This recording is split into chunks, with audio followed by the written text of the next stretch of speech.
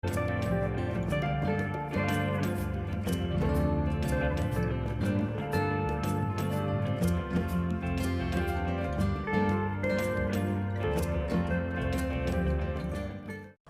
morning. Time to face the fog. And we've got the second in the series of our tent issues. Heidi walks it. I just like shaking it. We ever mentioned we love our tent? Series 3. I will make a ship out of it. I was going to say floating down the canal with it. We caught it lucky. There's a rain break until about 10 AM, so we might actually get to hike a few hours dry. But yeah, this is the landscape we're walking into.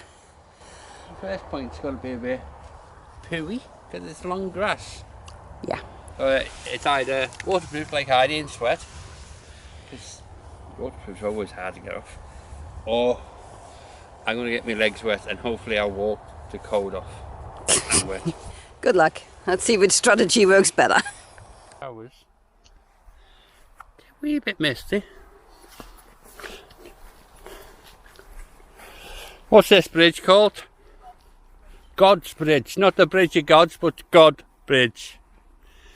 It's a natural bridge, and that's why they call it the God Bridge. Not major, it's just on a trail. All England's a bit dry at the moment. So it's usually got loads of water coming through, but it's a bit dry. Going, yeah. Static now, isn't it? It's not going It's like most of Europe and America. Bit of a drought. Wow. And look at that. Even though we had loads of rain and mist, it's dry. And this is why they call it God's Bridge rather than just God's slab of rock in the past, because it is actually A bridge. a naturally occurring bridge. Yeah. Even if you can barely see it. I didn't think it'd be this dry. No, I didn't either. There's the other side of the bridge. Last night's rain did nothing for this lot. Got a nice little hut to sit in while you're contemplating life, and we're going up there over the road. Come round here, and we're going over under. One of them mornings, I can't say the right thing at the moment. Very much like the PCT. Echo! The Liverpool Icons! Blah, blah, blah, blah, blah. Whatever. And he's ignoring me.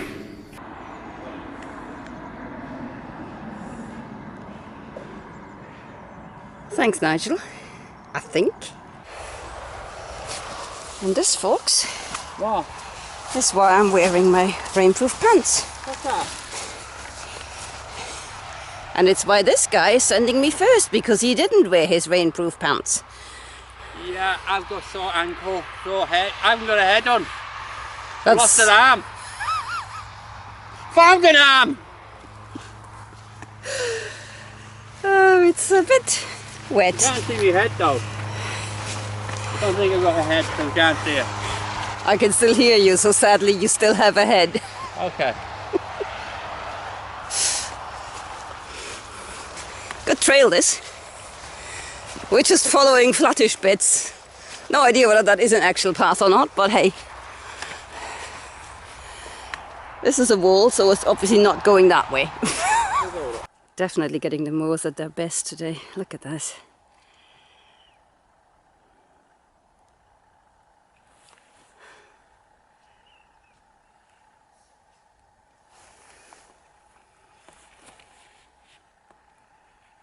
And it's blue sky. And I'm wearing rain pants. Yay! I'm going to start a new career when I'm done with this hike. I will be for hire. If you're planning an outdoor event, a barbecue, a party, whatever, I will, for a small fee, show up outside your house and put my rain gear on. Blue sky and sun is pretty much guaranteed from then on. It's a bit like a sponge. Oop, oop, And no warning, it looks exactly like the grass over there. Bloody hell. So if your loved one is on the Pennine Way and you suddenly lose contact, that'll be where they are, in that hole. Bouldersdale Reservoir ahead, looking very depleted. Maybe we can wring out our shoes and socks and help raise the water levels a bit. It's been a relentless slogfest here. It doesn't actually look that bad, but it's just everything's moist and boggy and it's quite hard going. Pretty, but hard going. Taking too long. Taking too long, yeah. Yeah, it's hard to get a stride going when you're going through bog. I mean, you can't lift your head off the ground much, lest you fall into a hole. It's going to be a challenge getting something dry tonight for tomorrow, isn't it? We were discussing getting newspaper to stuff into the food, or, as I keep suggesting, rice. People keep saying, you know, when your mobile phones got wet, put it in a bowl of rice. So and then she talks about eating it. Yeah. Actually, that was you. No, that was you. She's mad, this woman, mad. I talked about growing mushrooms on it afterwards.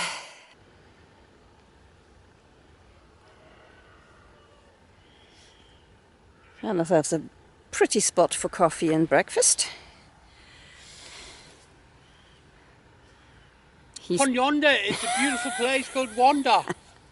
I was going to say, he's going to start his pon yonder thing again, whatever the heck Whatever that is. that means. It seems to rise. Yeah, it does. Somewhere behind him the water's filtering away. Yeah. Put the tablet in. There we are. Yeah, milky coffee this time. Milky coffee. Nice little ledge here to sit on, so that's why we thought we'd stop here. And the weather is just about still okay. Yeah, hopefully we'll get a cuppa down us before the rain sets in. Something to eat. Am I even singing a little jolly? Oh, little jolly jolly, little jolly jolly. Okay. Had dry socks this morning. Fresh on this morning, and we haven't gone through any streams. We could have put that in the coffee and saved water. Just a little filter we could have used. This is ridiculous. This is just from what was inside the boots, basically. That's Heidi. Wet. Wet Heidi. Wet Heidi. I'm sure there's a dry Heidi somewhere, but I don't know where I left her. There's Hannah's meadow. About 5 minutes on from where we sat down for lunch. This lady who farmed up here until fairly recently without electricity or running water or anything. She just didn't modernize anything. And as a result of which, the land that she used to farm has turned into a bit of a nature reserve because nothing's been disturbed. It's been left, you know, the way nature intended. Grassholm Reservoir. This time they're actually doing some work on it, so this is not this is not like a major drought. They have. Look at the old bridge. It's nice, isn't it? Yeah. You see the bridge? Yeah. No, the one down there. No? Oh gosh. That must have been like an old way in the old days. Don't know whether you can see that or not. Oh. Whew. It's kind of ironic walking past all these dry reservoirs when we are dripping wet. Cute little tuck shop up at North White Hills Farm. And this is particularly appreciated. I mean, as it happens, we have filled up with water, but that's great that they have an outside tap that they let, oh yeah, there it is. Yeah, that they let people use. That's fantastic. Right, what do you reckon? Grab a can. I could do with a bit of refreshment. There's a last look on the reservoir. And there's this whole kind of ruin complex up here, which the guide elects not to mention at all. So we're wondering whether that is one of the Roman forts. There's a lot of Roman forts along the trail. Yeah. So we'll see whether the A to Z says anything about that, because that's quite a big settlement or ruin complex. Yeah. Right. Middleton and Teasdale, we think. We shall be staying there tonight. The Pennine Way doesn't actually go into it. It sort of goes to the bridge and then turns left, but that'll be us tonight. Hopefully long enough in a hotel room to dry some things out. Fill the boots with rice, that sort of thing. Yeah. And then we can eat it for supper. Yeah. Put a bit of soy sauce in it, you won't even know. Nah. This is the problem with hiking. You have a lot of time to have really silly ideas and elaborate them. There's some big mushrooms around here. This is my foot for comparison. Brian's found another load. Now, I don't know what this is in aid of, but how cute are these?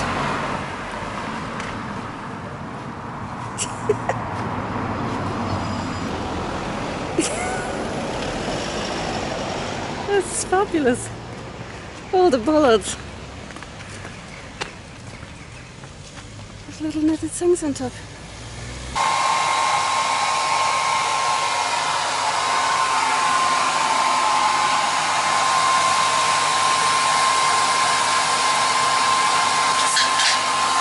Yes, really.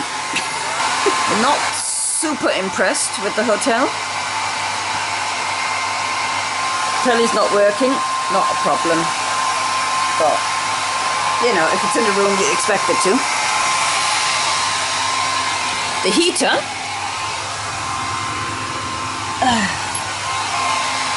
That's the plug for it.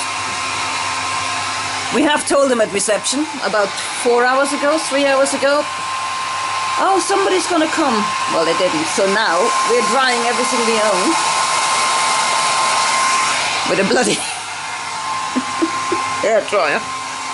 Trying to get something dry for the morning, so we haven't wasted money on this room. So yeah, not super impressed with the hotel at the moment. I mean, the room's nice enough, as you can see, but I just think, you know, if you don't want to give people heating, don't stick a heater in the room. Simple. With accommodation booked for the evening, we were looking forward to a nice easy day, and we're also looking forward to ending Pennine Way South and entering Pennine Way North, which, for reasons that are only clear to the people that make these books, has to be read from the back to the front. So you start on page 56 and move your way downwards. I have no idea why they decided to do that, but hey. Anyway, we set off in the morning, headed down to God's Bridge, which was completely dry, not the bridge, obviously the stream running under it.